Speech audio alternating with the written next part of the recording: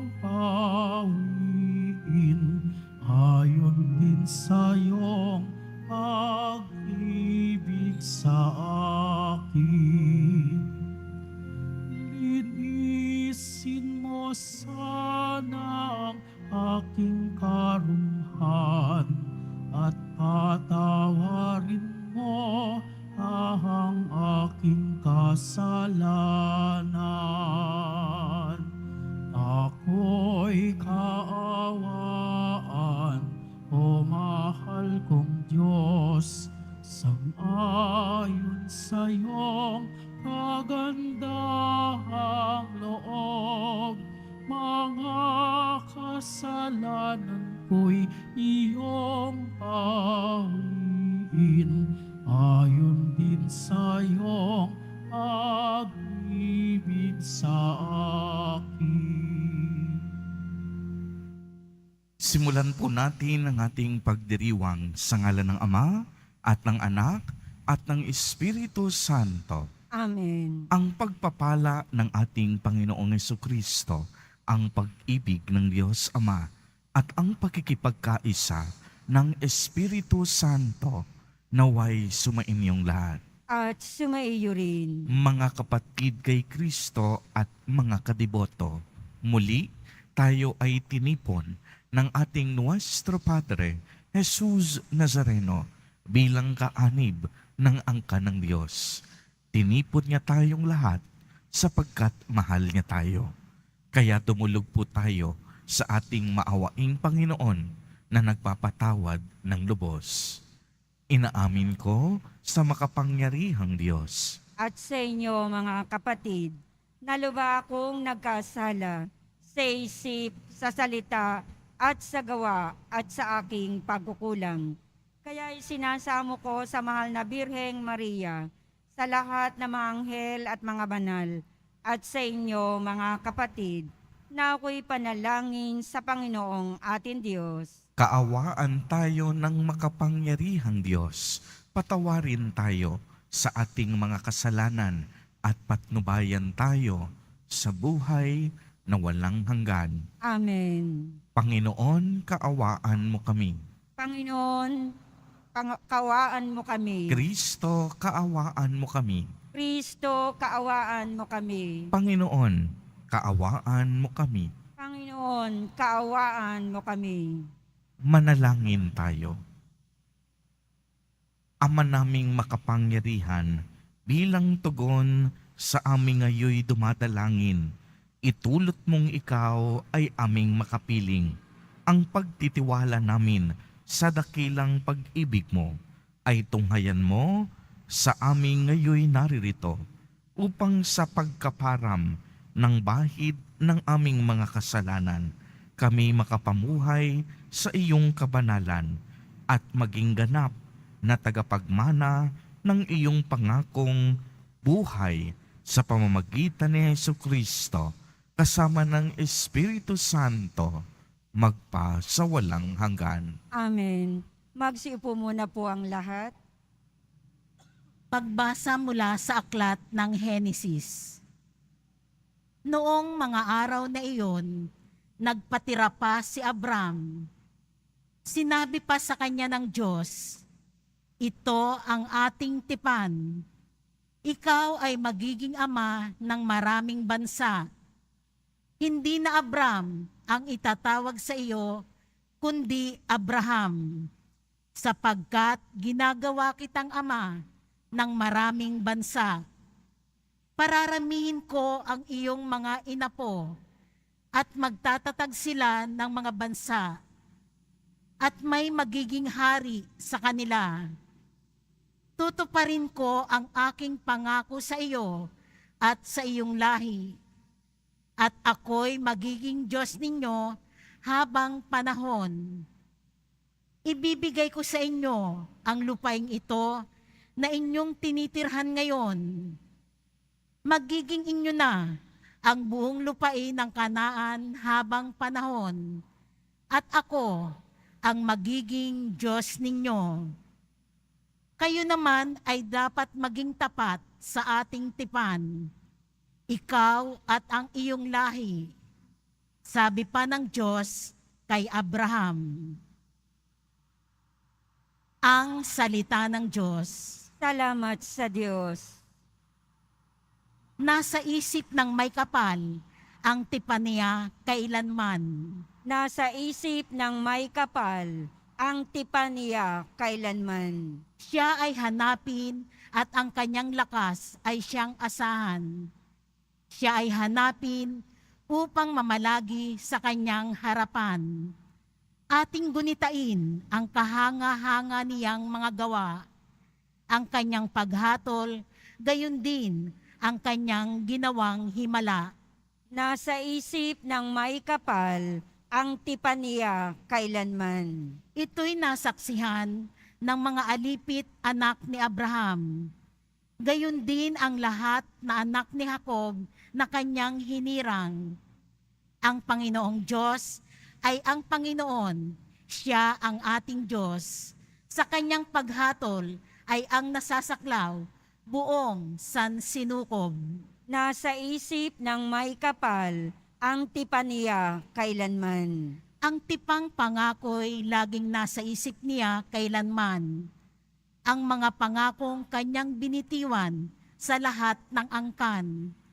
Ang tipan ng Diyos ay unang ginawa niya kay Abraham. At may pangako ring ginawa kay Isaac na lingkod na mahal. Nasa isip ng may kapal ang tipanya kailanman. Magsitayo po ang lahat.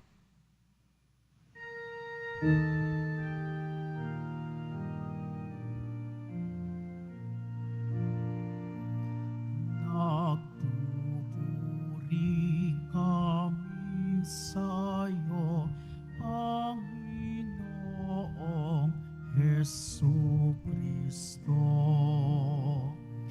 Nagpupuri kami sa'yo, Panginoong Jesucristo. Kapag ngayon'y napakinggan ang tinig ng poong mahal, huwag nanin iyong hadlangan ang pagsasakatuparan ng mitin niya't kalooban. Nagpupuri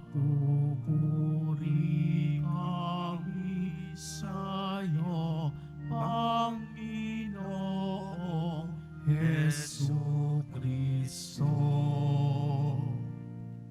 Sumainyo ang Panginoon. At sumaiyo rin. Ang mabuting balita ng Panginoon ayon kay San Juan. Papuri sa iyo, Panginoon. Noong panahong iyon, sinabi ni Jesus sa mga Hudyo, "Tandaan ninyo, ang namumunga ayon sa aking aral, kailanman ay hindi makakaranas ng kamatayan." Sinabi ng mga Hudyo, "Ngayoy natitiyak naming inaalihan ka nga ng demonyo.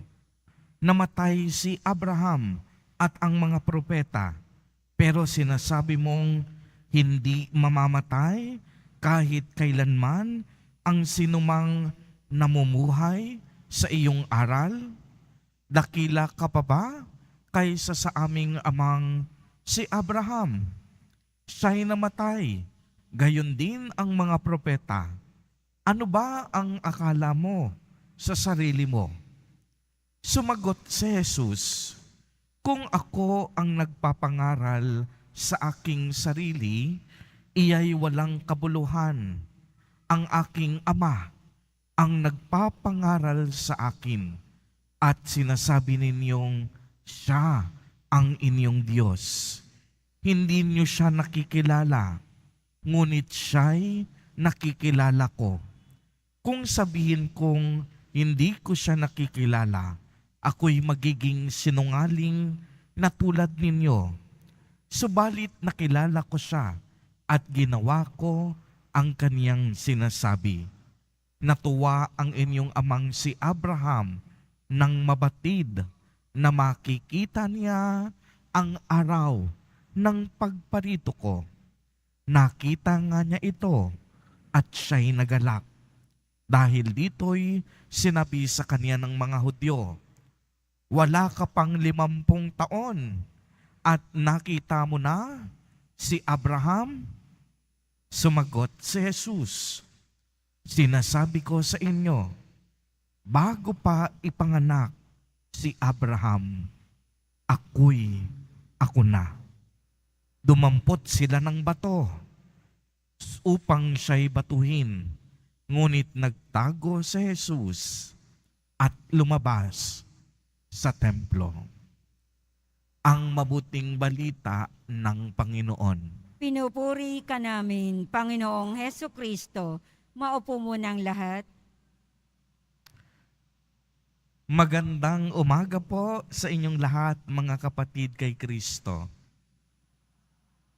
Sa lahat po ng ating mga taga-subaybay sa iba't ibang online platforms at sa lahat ng ating mga kadiboto sa iba't ibang panig ng Pilipinas at maging sa buong mundo kung saan tayo ay naaabot ngayon ng ating live streaming.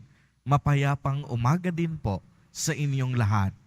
Purihin at dakilain natin ang ating Panginoon, ang mahal na poong Jesus Nazareno.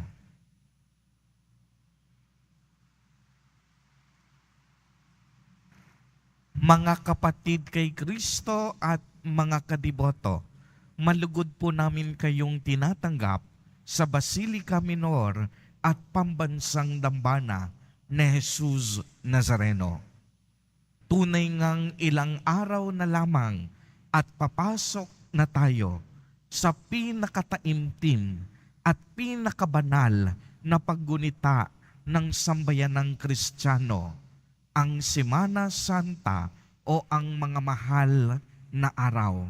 Kaya naman, paigting na paigting at lalong lumalala at lumalalim din ang tensyon na nagaganap sa pagitan ni Jesus Nazareno at ng mga Hudyo.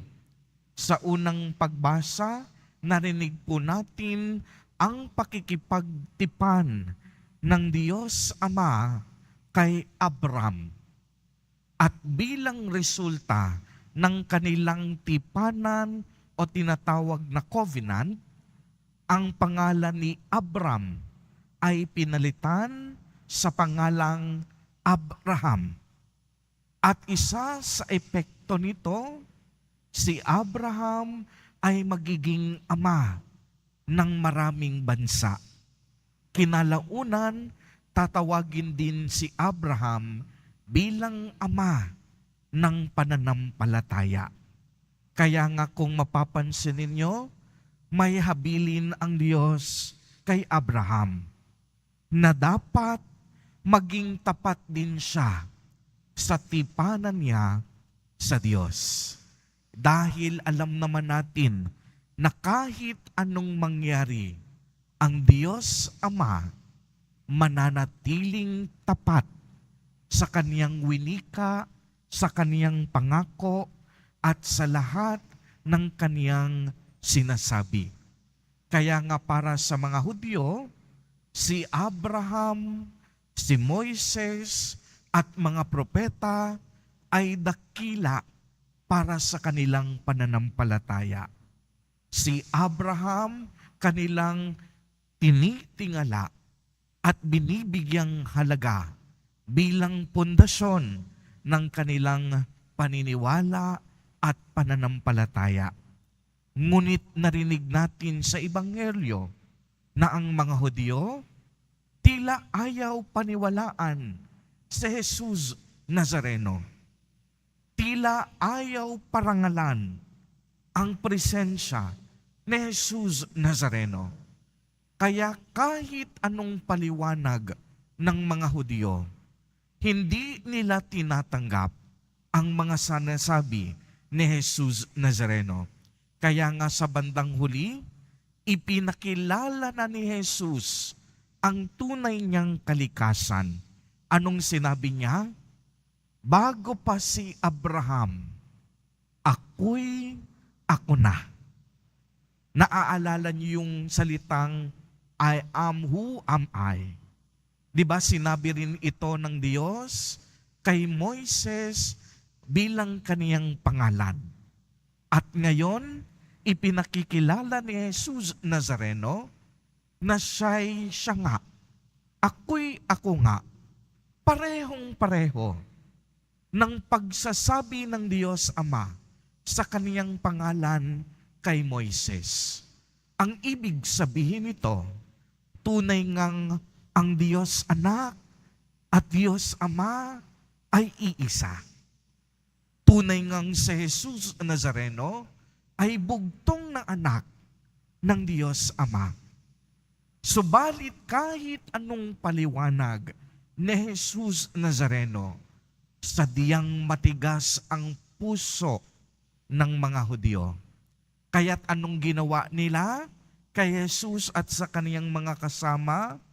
Sinimulan ng batuhin at nais dakipin. Anong ginawa ni Jesus Nazareno? Siya ay nagtago. Nagtago ba siya dahil siya'y takot at ayaw niyang mamatay? Hindi. Si Jesus Nazareno, hindi takot batuhin. Si Jesus Nazareno, hindi takot mamatay sa kahit anong paraan. Ang tanong, bakit po siya nagtago, Father?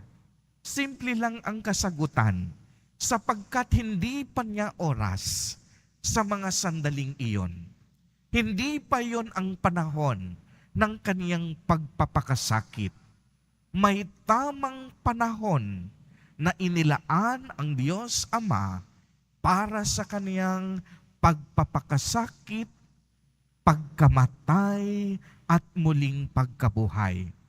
Dito sa kabanatang ito ng Ebanghelyo ni San Juan, ang ginamit na reference point kung bakit ang ating simbahan ay may lumang tradisyon ng pagtatakip ng mga lilang tela. Dahil sa pagtatago ni Jesus Nazareno sa templo. Uulitin ko po, maliwanag, hindi siya nagtago dahil natatakot siya. Nagtago siya dahil hindi pa niya oras. At kung mapapansin ninyo, kailan muling bubuksan ang mga tela? Sa kaniyang pagkabuhay na mag-uli. At ito ang panahon ng Kwaresma. Tahimik, payak, simple, ordinaryo, sapagkat tayong lahat nagninilay at nag-aabang sa Pasko ng muling pagkabuhay. Pagkatapos ng mga mahal na araw, ang Mother of all Virgins, ang Easter Vigil, diyan ang panahon na kung saan magbubukas muli at masisilayan natin ang mga rebulto, ang altar at mga imahen. Sapagkat dito nakasalalay ang ating pananampalataya kay Jesus Nazareno sa kanyang muling pagkabuhay na mag-uli. Kaya nga sabi na minsan ni San Pablo, empty is our faith if Jesus Christ did not resurrect from the dead. Anong ibig sabihin? Baliwala daw ang ating pananampalataya. Baliwala ang ating pagdadasal kung si Jesus Nazareno ay hindi muling nabuhay sa mga patay. Sa totoo lamang, tunay ngang si Jesus Nazareno, mula sa panahon ni Abraham, ang pinakaunang nabuhay mula sa mga patay. Kaya anong ginawa ni Jesus Nazareno? Nung siya'y muling mabuhay, pumunta siya sa kanlungan o kinaroroonan ni Abraham, kasama ang mga namatay na, upang buhayin muli ang mga taong may pananampalataya at muli silang ibalik sa tunay nilang tahanan sa langit. Mga kapatid kay Kristo at mga kadiboto, ang ating ginagawang pagninilay, pagsasakripisyo at pagkakawang gawa ngayong panahon ng Kwaresma, lahat tayo nais makapunta sa kalangitan ng Diyos. Nais nating makita ng harapan ang Diyos. Ito ang pangunahing layunin ng ating buhay. Kaya naman itinuturo sa atin na maging inspirasyon natin si Jesus Nazareno. Si Jesus Nazareno umiiral na noon pa. Wala pa ang tao sa mundo, sapagkat si Jesus Nazareno ay tunay na Diyos at Panginoon. Wala siyang pinagmulan at wala siyang hangganan. Nung siya'y isinilang sa mundo, ang ibig sabihin lang nun ay ang ating Panginoon pumasok sa kasaysayan ng tao. Pero hindi nangangahulugan na doon lamang nabuhay si Jesus Nazareno nung siya'y ipinanganak ni Santa Maria. Si Jesus Nazareno buhay na kasama ng Ama noon pa at wala silang simula. Kaya nga sabi sa Ebanghelyo, bago pa si Abraham, ako na. Ibig sabihin, wala siyang pinagmulan. Siya ang Alpha at Omega. Siya ay Panginoon. Siya ay Diyos. Siya ay Hari at tagapagligtas natin. Kaya mga kapatid kay Kristo at mga katiboto, patuloy tayong inaanyayahan. Huwag nating patigasin ang ating mga puso. Kilalanin natin at tanggapin natin si Jesus Nazareno bilang tunay na Panginoon, tunay na Diyos, tunay na Hari ng ating mga puso, at tunay na tagapagligtas natin sa kuko ng kasalanan at kamatayan. Inaanyayahan tayo sa ating Eucharistia na mas lalo nating palalimin ang ating pananampalataya at pagmamahal kay Jesus Nazareno. Amen. Purihin at dakilain natin ang ating Panginoon, ang mahal na poong Jesus Nazareno.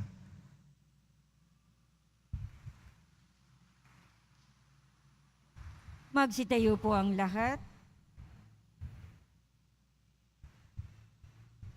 Minamahal kong mga kapatid, ilapit natin ang ating mga kahilingan kay Jesus Nazareno na gumagabay sa ating pagpupunyagi sa at pananampalataya patungo sa Ama.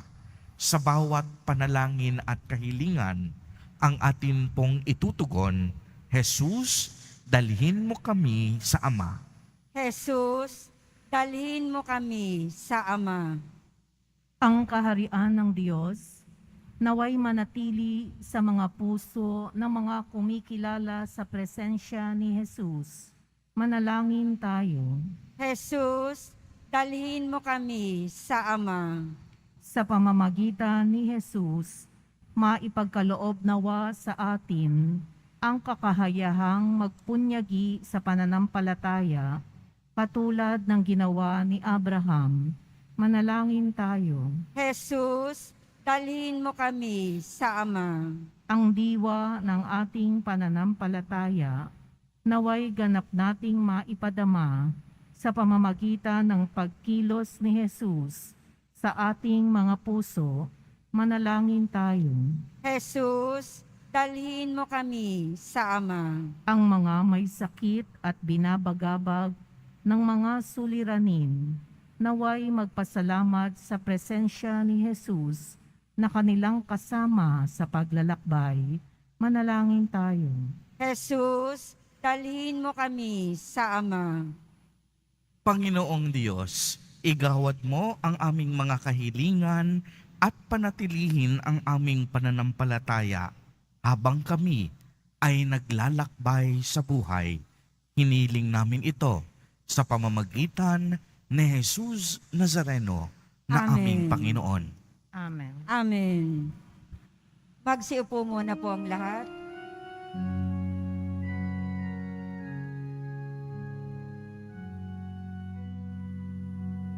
Sa gitna ng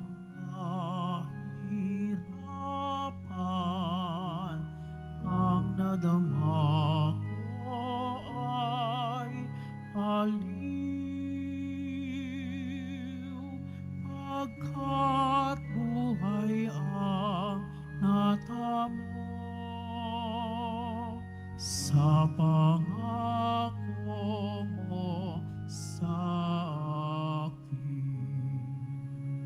Sa'yo, Ama, aming handog ang tinapay at alak na ito handog ng iyong bayang sumasamo. Humihingi ng patawad mo. Magsitayo po ang lahat. Manalangin kayo mga kapatid upang ang paghahain natin ay kalugdan ng Diyos amang makapangyarihan.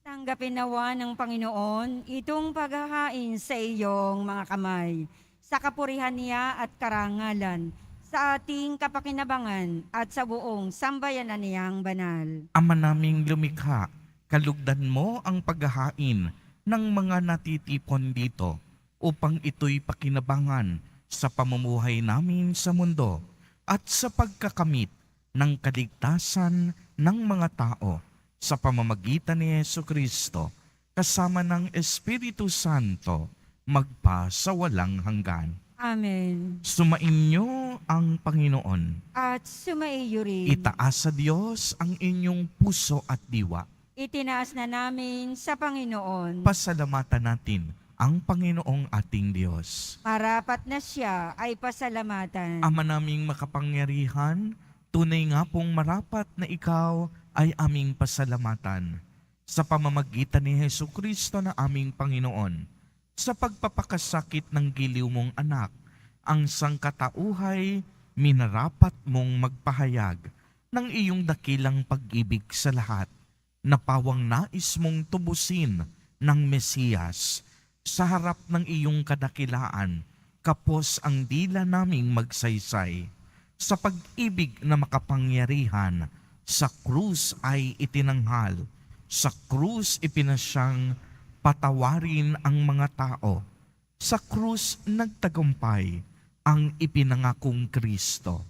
Kaya kaisa ng mga anghel na nagsisiawit ng papuri sa iyo nang walang humpay sa kalangitan, kami nagbubunyi sa iyong kadakilaan. Santo, Santo, Santo, Panginoong Diyos ng mga hukbo, napupuno ang langit at lupa ng kadakilaan mo, o sana sa kaitaasan. Pinagpalang naparirito sa ngalan ng Panginoon, o sana sa kaitaasan. Magsulod po ang lahat. Ama naming banal, ikaw ang bukal ng tanang kabanalan, kaya't sa pamamagitan ng iyong Espiritu ay gawin mo pong banal ang mga kaloob na ito upang para sa amin ay maging katawan at dugo ng aming Panginoong Jesucristo. Bago niya pinagtiis ang kusang loob na maging handog, hinawakan niya ang tinapay, pinasalamatan kaniya, pinagati-hati niya iyon, iniabot sa kaniyang mga alagad at sinabi, "Tanggapin ninyong lahat ito at kanin. Ito ang aking katawan na ihahandog para sa inyo."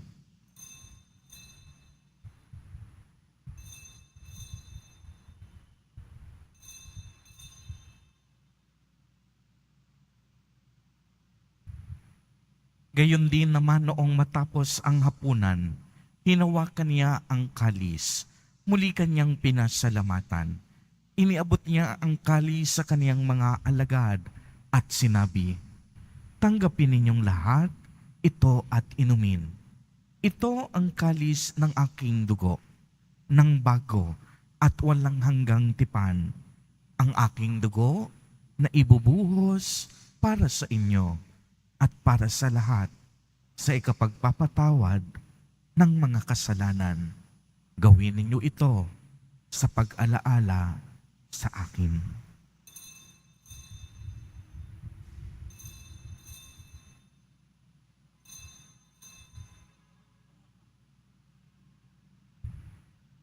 Magsitayo po ang lahat. Ipagbunyi natin ang misteryo ng pananampalataya. Si Kristo'y namatay, si Kristo'y nabuhay, si Kristo'y babalik sa wakas ng panahon. Ama, ginagawa po namin ngayon ang pag-alaala sa pagkamatay at muling pagkabuhay ng iyong anak. Kaya't iniaalay namin sa iyo ang tinapay na nagbibigay buhay at ang kalis na nagkakaloob ng kaligtasan. Kami po'y nagpapasalamat dahil kami iyong minarapat na tumayo sa harap mo para maglingkod sa iyo. Isinasamo namin na kaming magsasalo-salo sa katawan at dugo ni Kristo ay mabuklod sa pagkakaisa sa pamamagitan ng Espiritu Santo. Ama, lingapin mo po ang iyong simbahang laganap sa buong daigdig. Puspusin mo kami sa pag-ibig kay isa ni Francisco na aming Santo Papa at ni Jose na aming Obispo at ng Tanang Kaparian. Alalahanin mo rin ang mga kapatid naming nahimlay nang may pag-asang sila'y muling mabubuhay. Gayon din ang lahat ng mga pumanaw. Kaawaan mo po sila at patuloyin sa iyong kaliwanagan. Kaawaan mo at pagindapatin kaming lahat na makasalo sa iyong buhay na walang wakas, kaisa ng mahal na Birheng Maria na ina ng Diyos, ng kabiyak ng puso niyang si San Jose, kaisa ng mga apostol ni San Juan Bautista, San Lorenzo Ruiz de Manila, at San Pedro Calungsod, at ng lahat ng mga banal na namuhay dito sa daigdig ng kalugod-lugod sa iyo. Maipagdiwang nawa namin ang pagpupuri sa ikararangal mo sa pamamagitan ng iyong anak na aming Panginoong Hesukristo. Sa pamamagitan ni Kristo, kasama niya at sa Kanya, ang lahat ng parangal at papuri ay sa iyo, Diyos amang makapangyarihan, kasama ng Espiritu Santo, magpa sa walang hanggan. Amen. Sa tagubilin ng mga nakagagaling na utos at turo ni Jesus na Panginoon natin na Diyos, ipahayag po natin ng lakas loob. Ama namin, sumasalangit ka. Sambahin ang ngalan mo, mapasa amin ang kaharian mo. Sundin ang loob mo dito sa lupa para nang sa langit. Bigyan mo kami ngayon ng aming kakanin sa araw-araw at patawarin mo kami sa aming mga sala para nang pagpapatawad namin sa nagkakasala sa amin. At huwag mo kaming ipahintulot sa tukso at iadya mo kami sa lahat ng masama. Hinihiling namin na kami iadya sa lahat ng masama. Pagkalooban ng kapayapaan araw-araw, iligtas sa kasalanan at ilayo sa lahat ng kapahamakan. Samantalang aming pinananabikan ang dakilang araw ng pagpapahayag ng tagapagligtas naming si Hesu Kristo. Sapagkat iyo ang kaharian, at ang kapangyarihan, at ang kapurihan, magpakailanman. Amen. Panginoong Hesu Kristo, sinabi mo sa iyong mga apostol, kapayapaan ang iniiwan ko sa inyo. Ang aking kapayapaan ang ibinibigay ko sa inyo. Tunghayan mo ang aming pananampalataya at huwag ang napakarami at paulit-ulit naming pagkakasala. Pagkalooban mo po kami ng kapayapaan at pagkakaisa ayon sa iyong kalooban, kasama ng Espiritu Santo, magpa sa walang hanggan. Amen. Ang kapayapaan ng Panginoon ay laging sumainyo. At sumaiyo rin. Magbigayan po tayo ng kapayapaan sa isa't isa.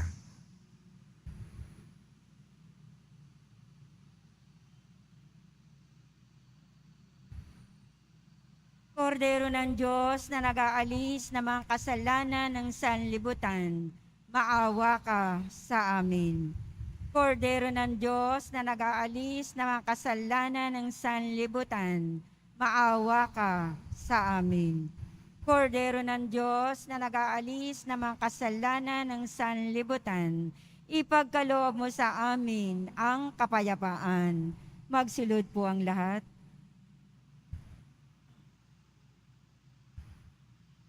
Mga kapatid kay Kristo at mga kadiboto, narito po ang ating Nuestro Padre, Jesus Nazareno. Lumapit po tayo sa Kanya at magbalik loob.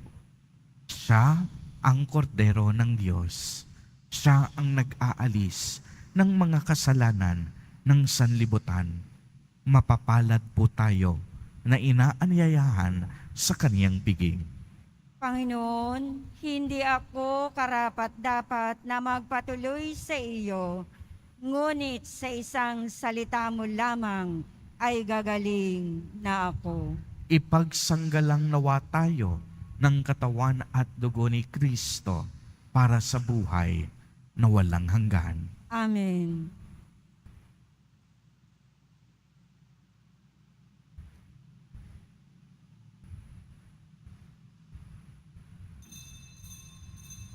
Para sa lahat ng tatanggap ng banal na komunyon, sasagot po tayo ng amen.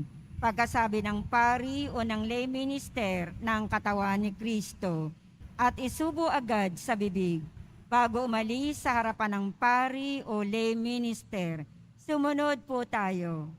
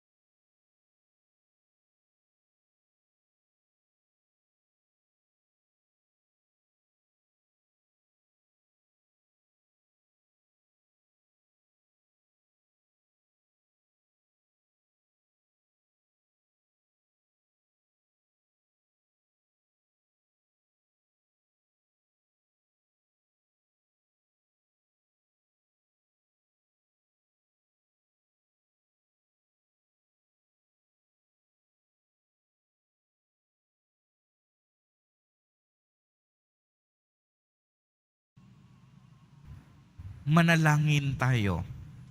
Ama naming mapagmahal, kaming iyong pinagsalo sa iyong piging na banal ay lumuluhog sa iyong pagmamahal upang kaming tumanggap ng banal na pakikinabang ay maging mga kasalo sa buhay na walang katapusan sa pamamagitan ni Hesu Kristo kasama ng Espiritu Santo magpa sa walang hanggan. Amen. Sumainyo ang Panginoon. At sumaiyo rin. Pagbabasbas. Mahal na poong Jesus Nazareno, Inihayag mo sa pamamagitan ng krus ang walang maliw na pag-ibig ng Diyos sa sangkatauhan. Pakinggan mo ang kahilingan ng iyong angkan na nagsusumamo sa iyo.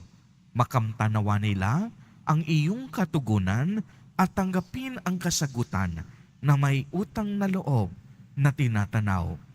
Basbasan din po ninyo ang mga daladala nilang mga imahen at dasalan. Sa pamamagitan ng bendisyon na ito, naway maalala nila ang mga pangako nila noon sa binyag na ikaw ang kanilang iibigin at paglilingkuran bilang Panginoon magpa sa walang hanggan. Amen. At pagpalain po kayong lahat at ng inyong buong pamilya ng makapangyarihang Diyos, Ama, Anak, at Espiritu Santo. Amen. Humayo kayong taglay ang pag-ibig at kapayapaan ng Poong Jesus Nazareno. Salamat sa Diyos.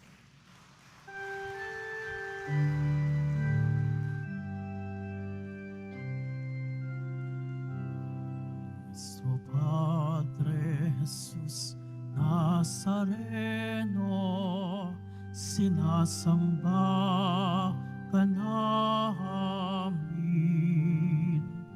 pinipintuho ka namin, aral mo ang aming buhay at kaligtasan. Nuestro Padre Jesus Nazareno, iligtas mo kami sa kasalanan. Ang krus mong kinamatayan ay sagisag ng aming kaligtasan. Nuestro Padre Jesus Nazareno, dinarangal ka namin. Nuestro Padre Jesus Nazareno, niluluwalhati ka namin. Nuestro Padre Jesus Nazareno, dinarangal ka namin. Nuestro Padre Jesus Nazareno, niluluwalhati ka namin.